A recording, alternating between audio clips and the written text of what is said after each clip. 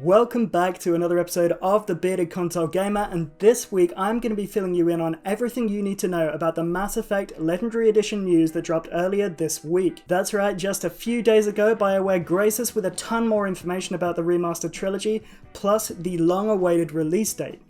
But first, let's do a little bit of history. The Mass Effect Legendary Edition was first announced back in November 2020, and when we realized that we were actually going to be getting this thing and that it wasn't just a fever dream, a lot of the OG fans went a little bit insane, me included. But just going insane, it turns out, isn't enough, because we have a lot of questions that need a lot of answers. For example, how is BioWare going to bring these games up to date, both graphically and in terms of gameplay? And what content is actually going to be included in the Legendary Edition? Well, this week we've got answers to those questions and a whole lot more, so without further ado, let's jump into the news. And let's start with that release date. It was announced yesterday that the Legendary Edition is set to launch no earlier than May 14th, 2021 on Xbox One, PS4 and PC through the Origin and Steam markets. BioWare have since told us that we can expect significantly upgraded textures, character models, shaders, effects and technical features being applied to each of the titles in the original trilogy. On top of that, and for the first time, players are going to be able to experience the space opera in 4K Ultra HD with improved frame rates and HDR support.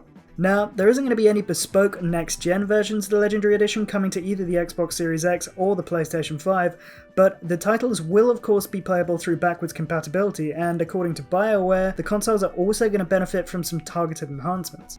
There's also going to be some distinct performance options available. You're going to have Favor Quality, which puts an emphasis on resolution, or Favor Frame Rate, which seeks to give a smoother experience by, well, prioritizing frame rate and bumping it up to 60 FPS at the expense of graphical fidelity. In terms of content, the Legendary Edition is going to include the single-player campaigns from Mass Effect 1, 2, and 3, supplemented by over 40 pieces of DLC, including all of the story editions and promo weapons and armor packs that I had previously been too stubborn to buy from the Origin store, because I simply refuse to feed the beast any further.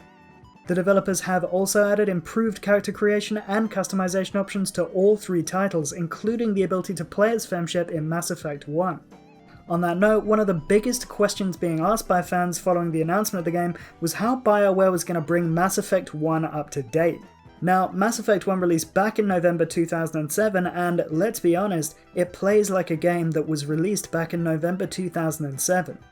Don't get me wrong, it's still a great game, but it's aged graphically, and sometimes it feels like elements of it were designed specifically to frustrate and annoy me. In fact, all the way back when the game came out, these niggling annoyances led to me playing just a few scant hours before bouncing off. Mass Effect 2 was my first Mass Effect game. It was also my second and third Mass Effect game, because being the best in the series, I played it multiple times in quick succession. It wasn't until after I'd played 3 that I decided, hey, shouldn't I go back and see how all of this started? So I did. I persevered, and I completed Mass Effect 1, and I hecking loved it. But now I'm prepared to hecking adore it, because BioWare have announced that the remaster of ME1 will have improved aiming, weapon balance, squad cover behavior, and more. And that's just gameplay. In graphical terms, ME1 is going to have what the devs are calling a full world building pass, which includes a rework of the environment and visual effects, and a significantly tweaked lighting system. I recently said to a friend that I was jealous of people who were going to experience the trilogy for the first time in May.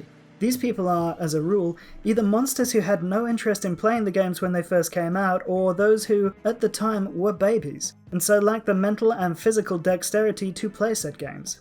But that jealousy may be unfounded, because if BioWare has successfully updated the trilogy, and Mass Effect 1 specifically, as they claim to have, then it's going to feel like playing all three titles for the first time all over again, even for the most jaded Mass Effect veteran out there. And because they're just updating the game rather than remaking it, the nostalgia element should be completely intact. I'm also hoping that the Legendary Edition is going to give the Mass Effect community a chance to reassess the ending of ME3 and, in time, Andromeda, neither of which were looked upon very kindly by many of the fans, especially the most toxic of the fans who, you know who you are, launched a campaign to try and get a section of Mass Effect 3 rewritten. That is some self-important bullshit right there.